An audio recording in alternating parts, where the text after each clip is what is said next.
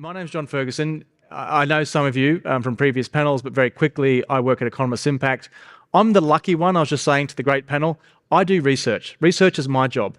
But the panel and everyone here, you're all on the front line making decisions about sustainability, supply chains, and procurement. So I'm the lucky one that just gets to ask questions and learn from you all. So this panel is called Signed, Sealed and Delivered, the tech behind transparent supply chains. I'll briefly introduce the panel in a moment, but essentially I want to ask this great panel about, first of all, what does transparency mean? What do we need to be transparent about? When we think about technology and data, for example, what should we be thinking about as we build that technology capability to deal with transparency and sustainability? And looking ahead towards the end of the discussion, I want to ask the panel about, is transparency going to get harder? Do we expect transparency requirements to change? And therefore, the technology that might be needed to deal with transparency may also need to change. So that's the looking ahead part. But first of all, I really want to start, because I love definitions. I'm a researcher. I want to ask about what transparency really means before we get into the technology itself. But let me briefly introduce everyone here on the panel. First, we have, well, not in order, Madeleine Mowinckel, Head of Advisory and Services at Ecohz. I'd also like to give a very warm welcome to Katie Ferrier, who's the Regional Director, UK, Ireland and Middle East at Achilles. And last but not least, up the end, Samuel King, co-founder and CTO, Chief Technology Officer at Briink. Everyone, thanks so much for joining me. Katie, maybe I can start with you. Before we get to the technology itself, what does transparency mean to you for people managing their supply chains? That's a great question. So I've worked in procurement probably for about the last too long. I'm not going to admit how long. And I remember transparency years ago was we had good relationships with probably 2 or 3 of our top tier suppliers and we were managing them. Today we talk about tier N of our supply chain and expecting to understand every single component that goes into what we purchase. For me, what I'm struggling with is we're talking about tier N, and a lot of organizations I engage with are just trying to understand who they're actually working with sometimes. Right. We've got lots of technology that creates all these relationships, but actually who you're working with on a day-to-day basis and the transparency around that and understanding that is just as important as going down to that tier N, because until you get the top tier, you can't actually understand that. So that for me is about understanding your supply chain, be it linear or the relationships that they hold. And in my job, I get to focus a lot on geopolitics, which is not the purpose of this panel. But it's not just geopolitics, it's also sustainability type issues, right? That's why you need the transparency all the way through. But it gets harder, right? Maybe you're top tier, you're directly working by definition. But as you get down 3rd, 4th and 5th, that's pretty difficult to get transparency, right? It's massively difficult. And if I think about it, I always say to people, you tend as procurement people to follow the money. So where's the money going at each level? And that gives you an understanding of where that transparency is, but it doesn't give you an idea of risk. You do need to understand the geopolitical situation. You need to understand climate change. You need to understand the impact to understand actually where does that risk sit within your supply chain. Yeah, absolutely. Thanks so much, Katie. We'll definitely come back to some of those issues. Madeleine, in your experience, in your role, what does transparency mean? What are transparent supply chains? Right. I think sustainability data has a lot of different use cases, but typically they will fit under 2 umbrellas. One being sort of an assessment of risk. So, trying to gauge where does that company sit, for example, typical financial use case. And on the other side, what I see the most, advising corporate sustainability teams often is decarbonization. So, transparency is about understanding where are the emissions. If you're looking at carbon emissions, what can I do about it? And the sort of simplest way I can phrase this is that you should try to capture the data of the activity you want to see, of the behavior that you want to see. If you're looking at just averages, at the sector level, you're not going to capture that. You have to be able to find, the behavior you want to see. In my role, it's renewable electricity, for example. So we help companies, suppliers switch to renewable electricity. If you want to do that, you need to know how much electricity are they consuming, in what locations, are they already purchasing something? And also, how much can I allocate to me as a company in that supplier-client relationship? So that's sort of one very particular example, but Can I ask you a silly question? Forgive my silly question, but Go ahead. I understand the need for transparency, and your example is really, really super interesting. But are people willingly sharing data? Like, you go down first, second, third, fourth. There's a hesitation, I believe, about sharing some of this data. Are you seeing, are people more willing than I give them credit for to give the data that people need? So I think it ties well into the tier we were discussing. In the first tier, our experience is actually much easier than a lot of companies think in the beginning.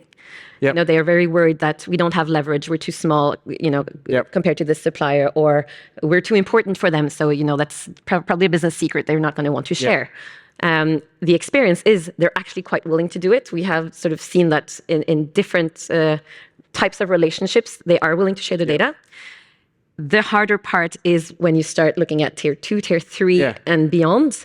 But that's where also technology has a role, because we can sort of serve, you know, we have a software to do this basically, where we serve as an intermediary layer, and they don't need to share all the data points precisely with the next tier of clients, right? So we can sort of have the data audited. We can make sure that information is correct about it being 100% renewable, you know, up that chain without sharing what is the spend share towards this client, for example. Cool. Thank you so much. Samuel, thank you for your patience. Before we get to technology in your area, which is, again, really interesting too, but transparency, what does that mean to you? Yeah, well, I mean, we at Briink, we build AI solutions to try for in the ESG market and to try and accelerate this whole industry, and especially specifically in sustainability. So I guess as engineers, I can't help but put stuff on a graph, and I think of transparency as on the one axis about coverage, and that can be about topical coverage, like what are you learning about suppliers, and also about depth of coverage, and also maybe about, you know, how deep in the tiers you go. And that's on one axis. And then on the other, really about quality. How certain are you of those things? And in a perfectly transparent world, you would have perfect, you know, coverage. You can cover as many topics as you want, but also you'd be very certain about those things. But the reality is that traditionally, at least, and maybe that's where we'll come to the conversation about AI and technology, but traditionally more coverage, more quality is more cost. It's harder to get that information. Right. So you have to find your right place on that curve. And so I think, coverage and quality in that, like the further up to the right you go, is more transparent. And Seb, we were talking earlier in preparing for this, people asking you questions about transparency and AI, and I just found you had a very interesting take, and a really important take, because you're in a really interesting role, business, trying to help people, but people also want to understand how is your AI transparent? I just found your take on it really, really interesting. Yeah. If you're willing to share with the audience. Now it's going to get really meta, because we're talking about transparency of AI systems or supply chain, and then the transparency of those systems. But it's also a very important question, and one we've taken we're a mission-driven company at Briink. We're trying to build technology to help accelerate the transition to a sustainable economy. So if we're actually harming that, it wouldn't make any sense. I mean, I think the first thing to say on that about the transparency of AI systems themselves is that it is a real serious topic, like especially with the direction of transformer architectures and LLMs. They're very energy intensive. They really seriously have costs. And is that what people are asking you? For example, the energy intensity. Is that the sort of questions they're asking you about transparency? Yes, certainly. And I mean, you know, without getting too deep, there's also, you know, an E, but also an S and a G component for that too, right? Which is maybe another topic for another time. But our perspective so far is it is very serious. This technology and this space is quite early, so I don't think anyone has all the answers. Our approach so far has been, I mean, there is some obvious things you can do. You can choose lower carbon data centers. We are able to kind of footprint the environmental cost of our AI system. So, you know, you need to measure to be able to know how to improve. And the way that we're approaching this long term is to say that if you can actually really account for the environmental cost of AI systems, you can do a proper cost benefit. And I think that's just, or at least that's our philosophy on this. You know, technology is a tool, and if the benefits of it are help you get to your goals quicker, then it's worth doing. And transparency is an important part of that. 100%. And I'm just to just to close that loop, I think we need to have a transparent conversation about that aspect of it, because no one knows. We're trying to all figure it out, basically. Yep. And it's it can accelerate stuff, but either in a good way or a bad way. And I think that's the tough bit. Just Cool. jumping in there a bit. Okay. On the governance side, I think it's really important as well, because we do focus on the carbon impact, but actually we create some of that as procurement professionals because we just want data. And if we can get any data on tier 5, 6, 7 of our supply chain, it's useful. But is it really useful? Yeah. So I always, when we started implementing some AI solutions in our business, we asked ourselves some serious questions around, do we want any data or do we want trusted data? And I think when we speak to organizations, that's a question you've really got to ask yourself, because you can tick a box, you can collect lots of information off the internet and say, I've got it and ticked it's a it. great point, but how do you tell the difference? Like, just like trusted data versus crap data, excuse my friend. But how do you genuinely tell the difference? At the minute, you have to get it from really trusted sources, so there's some trusted sources out there, or you have to get it from that individual supplier themselves, and you have to get that information and get it accredited. And for me, I think the days of where we can just get any data are disappearing. And I think that will help actually in terms of the sustainability argument, because people have just been scrambling for mass models and web scraping and stuff, which I think as professionals we need to stop doing. Jump in, please. Yeah, I have. So I totally agree with that. And I think, I was alluding to the different use cases for that data. And if we sort of keep that in mind, it's not necessarily always better with more data. And I want to bring up one example. It's a bit technical, but the standards also have a role here. And I believe most of you are familiar with the science-based targets. They expect companies to set, reductions for their scope 3. And it's very hard for companies, to actually see, are my suppliers, for example, reducing emissions? I need to capture, product carbon footprints to do that. And it is quite complex. If, again, back to my example of renewable electricity, because that's what I know best, we provide that to their supplier. If they're not able to say, oh, but in my database, the component for electricity was this many emissions and I can reduce them. It's very intricate. And what the science-based targets is doing now, so it's a draft proposal, it's not the new standard, but they're proposing to simplify this by saying, well, okay, instead of looking at your whole scope 3 emissions and, a complex methodology to calculate that, we will allow activity-based metrics, saying, for example, we want 80% of your suppliers to be 100% renewable in their electricity use. It's a simplification because you're not looking at the full company, scope 3 going down to such and such level, but it's more actionable and it requires so much less data to get there. And it's easier data to get right because it's data that you can capture, it's accurate, you can see their electricity bills, their purchases, that you've reached it, you're not relying on a bunch of assumptions to get there. It's a great example. Can I ask what drove that change? Was it public policy? Was it companies saying, hey, we need to simplify this? What drove that particular change just in that area? That's probably corporate companies saying, hey, this is really hard to do because we're stuck in continuous attempts at improving our data and are telling our suppliers, you need to produce product carbon footprints for us. And they say, well, then we need our suppliers to supply us with product carbon footprint. And it's this endless search for data that is really, really hard to get right. Yep. How do you make sure it's comparable, that it's trustworthy? It's very hard. Absolutely. Just throw one other thought into that, though. I mean, people talk about the use of AI a lot in terms of how do you collect more data, but you can also use it to assess the quality of data. And I think that's one of the interesting other dimensions of this. Like a lot of our use cases are not necessarily about just how do I collect more supplier data, but of the data I have, how do I do, LLMs are getting very good now at kind of reasoning to be able to say, like, look, you got this data point, but it looks a bit fishy because of X, Y, Z things, like here's the original source. And that used to be quite hard to do in an automated way. And actually AI is getting pretty good at that sort of thing. So AI can actually also help improve and assess and flag data quality issues. Yeah, interesting. Sam, if I just stay with you for a moment, I did want to get onto the more tech side of this discussion, which thanks to you guys, we're already in that space. But when people are thinking about their transparency objectives, and they know that they may need to build their technology stacks or improve their data, what are some of the factors that people should keep in mind so they can be successful with their transparency objectives when it comes to the tech or the data side of things?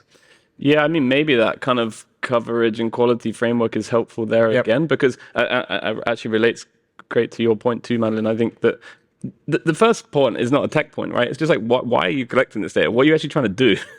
Because there is sometimes, I think people get just more is better. And the whole purpose of this is data helps you make better decisions. The decisions can help make actions that change the world. But you're saying that framework helps people work through what they really need. Yeah. So I think that you should always ask from the question of what data are we going to need to power this decision, or whatever action we want to take can be different for different folks, different use cases. I think that's the most important part. And then, I mean, the only bit I would add to this from the technology side is what is possible to do with technology is changing quite rapidly. And some of the assumptions, like if I want to cover 100% of my supply chain is going to be a lot more expensive or hard than if I want to cover 5%, may not be true anymore. And I think that's just what's changing with the AI side of things, which is you may be able to have more coverage without impacting quality. Well, that's why I find this topic so interesting, because the technology is changing, but also the transparency requirements are changing as well. So you've got these two dynamics, which means people have a lot of work to do. But Katie, again, when people are thinking about their technology and data requirements and trying to build those capabilities, what factors do you think they should be keeping in mind so they can achieve those transparency objectives? Yeah, for me, it's really as procurement practitioners, you understand your supply chain generally. You understand the maturity of your supply chain. And I think we just jump to technology without thinking about the people at the front end of it as well. And when we're trying to go down to end level of that supply chain, they're very immature in comparison to the big organizations we're working with. So this is a journey. It's a journey for them that you've got to take them on. And if you do want to increase that transparency, you've got to start with upskilling them, engaging them, and taking them there. So it's not just about giving them data or platforms or solutions. It's about the whole service you wrap around that. It's really important to engage them at that right level. Oh, it's fascinating. But my previous panel before the coffee break was about upskilling your workforce. But just a quick example, what does that mean to bring them along on the journey to? Is it making sure your teams understand the technologies they're using so they can make use of it, or is there another way of thinking about training and upskilling? So I think it's both. I think your teams are there to make decisions for you. At the end of the day, you want technology to assist them in making those decisions, but you want them to hold the accountability for They're it. still accountable, right? Exactly, they're accountable, and it's making sure that they're clear on that framework. They don't abdicate that responsibility just because a report or a dashboard says this. That's absolutely critical. Okay. But it's also about upskilling the lower level. Even at a very basic, at sort of tier 7, 8, people don't understand what a carbon report is. They don't know how to measure their carbon footprint. So let's use technology to upskill them. Yeah. So I guess you've got to understand technology, but also be accountable for whatever you say comes from it. You want to jump in, please? Yeah, so, the software I was alluding to earlier, where companies help their suppliers sort of onboard on a portal where they can buy renewable electricity, is something we started 7 years ago. We co-designed it with Logitech at the time. And their head of sustainability said, at the time, a lot of the suppliers in Asia, they were thinking that we were just trying to send them some kind of hidden, fee. They didn't understand at all what these renewable energy certificates were. So I completely agree with what Katie said. You need to do this capacity building, the upskilling. What are these tools? Why do we want you to do this? And it's really, trying to create that common platform that this is a journey we want to do together, and it's going to be beneficial for all of us. Getting that buy-in, and it's something that we're seeing builds really well over time. If you want to go anywhere beyond tier 1, you absolutely need this. You'll never get, tier 2 action, tier 3, if not, your supply chain understands where you're heading and are part of it. So yes, the technology sort of is one component, and that's what will help you achieve scalability in the end. But you need to start and to keep those conversations with your supply chain at the same time. Absolutely. Now, I will come to the audience in 5 minutes or so, but let me ask one more round of questions of our great panel. But Samuel, this is that issue I just mentioned earlier. We like to make these discussions as practical and sort of strategic for the audience as much as possible. But looking ahead, you're right in the middle of AI, and AI is moving very quickly, but also transparency. How are you seeing maybe transparency requirements might change, technology changing? What sort of advice would you give, or what should people be thinking about as both the technology and transparency is changing? Yeah, I mean, we tried to be very practical at Briink and build tools to help accelerate this market now. But when I look ahead to the future about how it looks, the directionality of where AI is AI is heading and like what it would mean for this space. I think there's two big points.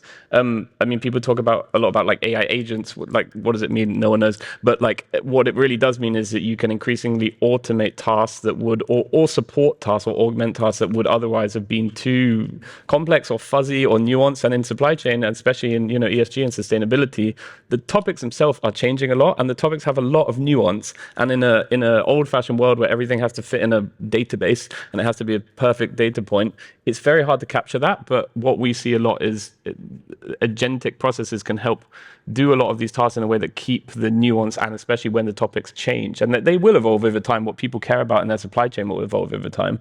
So that's point one. And the other bit that we're really interested in is this idea of where AI can fit into the interoperability question, which is to say that a lot of the problem with supply chain, if you really look at it, is a data silo problem. Everyone has little tiny pieces of data in all sorts of different shapes, and we spend like a massive amount of our time just trying to reconstruct it and get it into a shape we can do something, so we can take actions with it. And I think there's a lot of greenfield there where you can flip the way around that these kind of data flows work, where there's sources of truth that can be verified and have kind of high verifiability that people can access in a controlled, and it needs to be done in a kind of permissions-based way. Yeah. And people talk about MCP and different kind of technologies to allow this, but I think that that's one of the other things we're really interested in, is how do you have less data silos and let more ability to pass information with. So especially for the supplier burden too, that they currently they get a lot of questionnaires and they have to keep filling stuff in. Yeah. They even have lots of the information, they just have to keep doing it. Yep. And I think if you can reduce the reporting burden and standardize it and make it interoperable is really exciting to us. Absolutely. That's a fascinating point. We send them a lot of questionnaires. We do a lot of research, so we're always sending them requirements. It's super interesting. Katie, from your perspective, do you expect, or how do you expect transparency requirements to change, and how do you think the technology will move along with it? Yeah, I think for me, supply chains are part of our critical national infrastructure now. So transparency is only going to increase. And to your point, actually, around collaboration and engagement, whether it's friendshoring, nearshoring, however that interacts, is going to become increasingly more important, because you've spoken about it earlier today. Supply chains are not linear anymore. They're completely interactive. They're overlapping, and we need to understand them. As our national security, we need to understand them. We need to really delve into that. So we've got to use technology to drive that. But we've got to drive it in a way that the data's trusted. And I keep coming back to that point because it's the most important thing. It's just not just any data. Trusted data is the most important thing I can ask people to focus on. And just where you started there, supply chains are becoming sort of critical to national security, national agendas. Do you see any sectors becoming more sensitive, or is it just in every market, people have to follow what their governments care about? Because I do get this issue of national security and sensitivity, but I think that is maybe different for different markets around the world. I think different markets take different approaches. I think here, certainly in the UK, we've been very siloed in our approach. We're focused on manufacturing or defence or different areas. If I go over to the Middle East, they collaborate much more in terms of how they approach things. So I do think we've got to think differently about our supply chains. Oh, it's fascinating because, I mean, every government understandably has different agendas and different priorities, but for people who run supply chains across, or procurement across the world, you might have transparency requirements changing in different markets, in different sectors over the next few years. Exactly. For better or worse, unfortunately, I do expect that to be the case. Yeah. Madeleine, before we go to the audience for their questions, but forecasting, I'm not going to hold you to it, but how do you see the future changing, whether it's transparency requirements itself or the tech that supports it? Right. So I agree with a lot that was said. The regulatory push, even if you can say that there's some kind of rollback on the number of companies that have to report on CSRD and CSRD and so on, it hasn't changed the conversations in the boardrooms and the management. They need, to trust the data, and they know that, the data has to be complete, trustworthy, etc. That has really changed. So the auditability of documentation is very important. On the interoperability side, there's a lot of cool initiatives happening at the sectoral level. So we see a lot of companies who used to, not share any of this type of data with their competitors are now sitting down and doing so. Textile industry, auditing their suppliers, together, the automotive industry building all these data tools where suppliers can share once the information for all of their supply chain members who should see it. I mean, there's just so many examples of this happening, which I think is great. And then there's a third sort of, I would say, unknown element. It's in this, that is the standards, the sustainability standards that are, you know, I kind of want to say that some of them have a bit of hybris.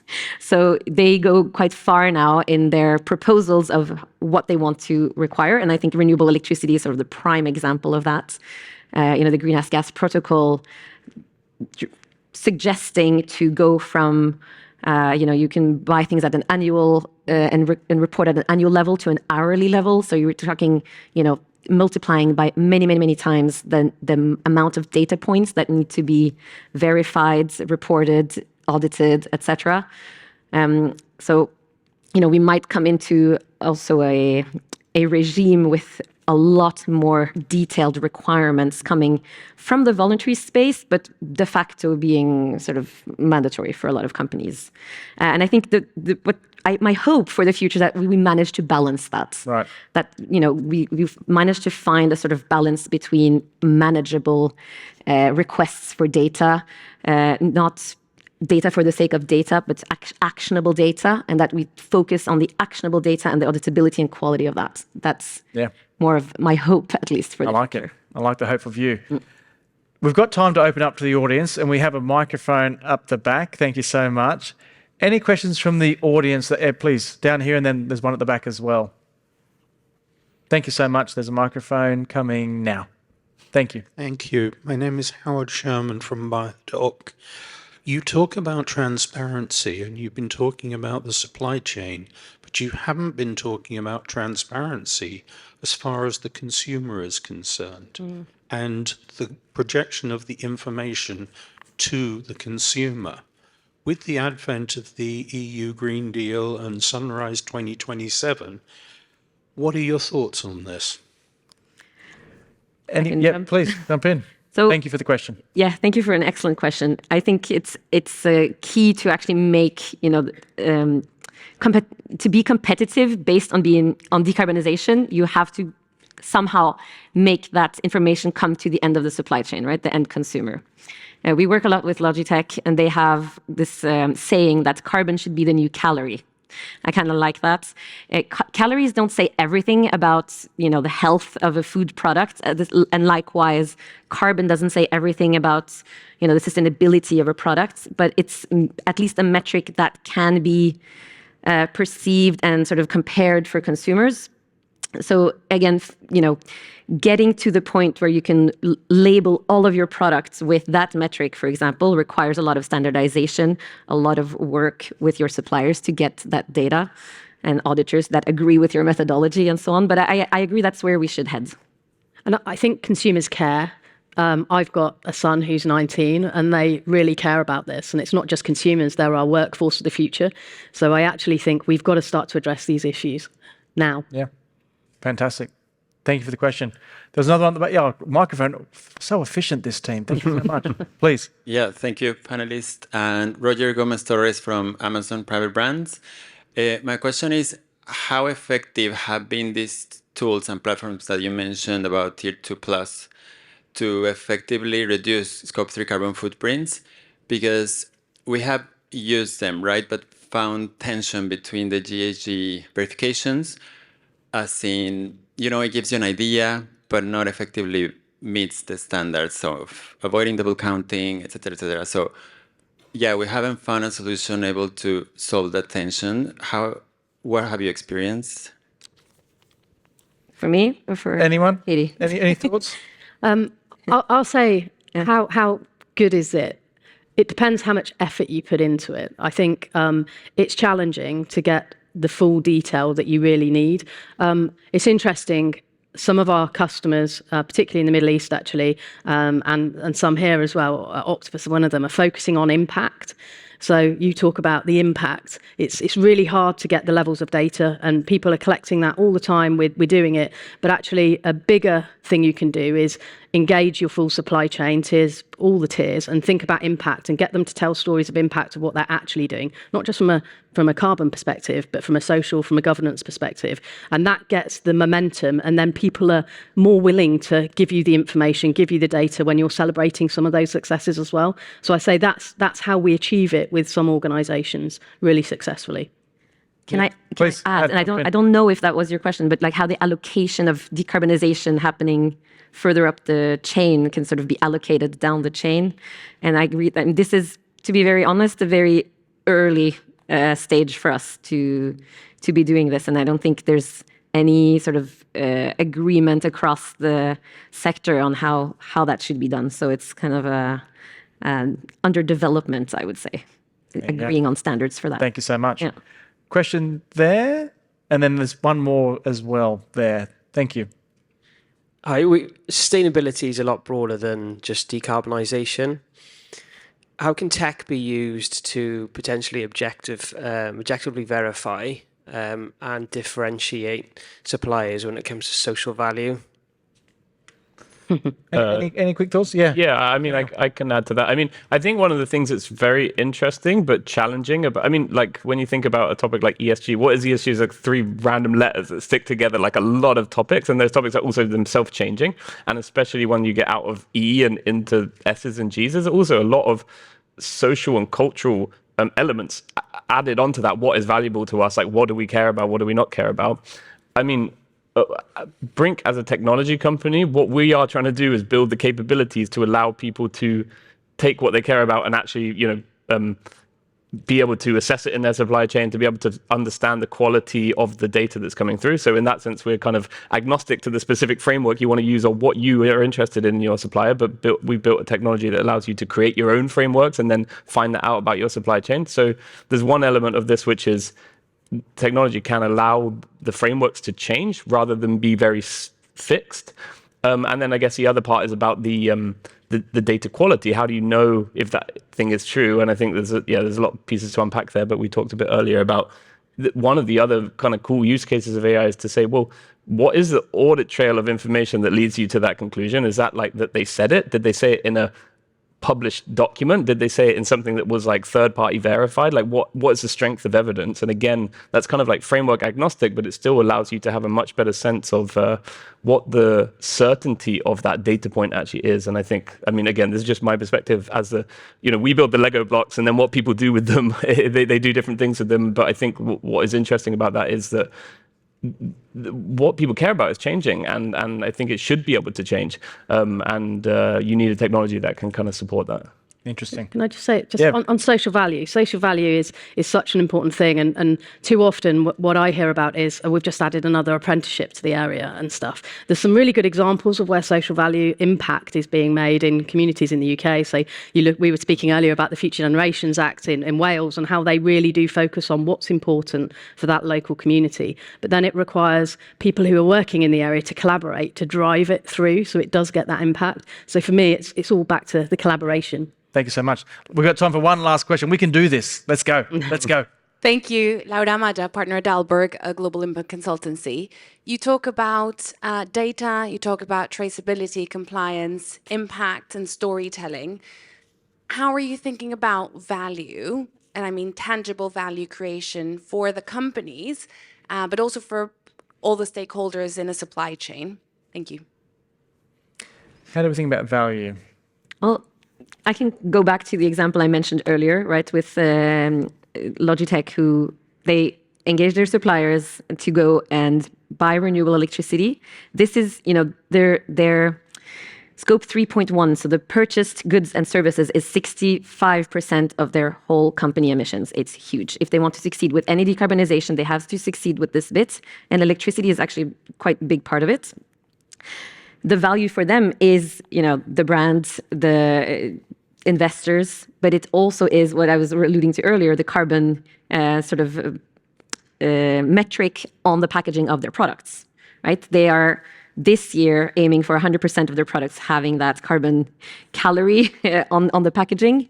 And this is, like you said, clients do care about this, consumers care about this, and businesses who purchase their solutions care about this. So that's how they get value. Yeah, absolutely.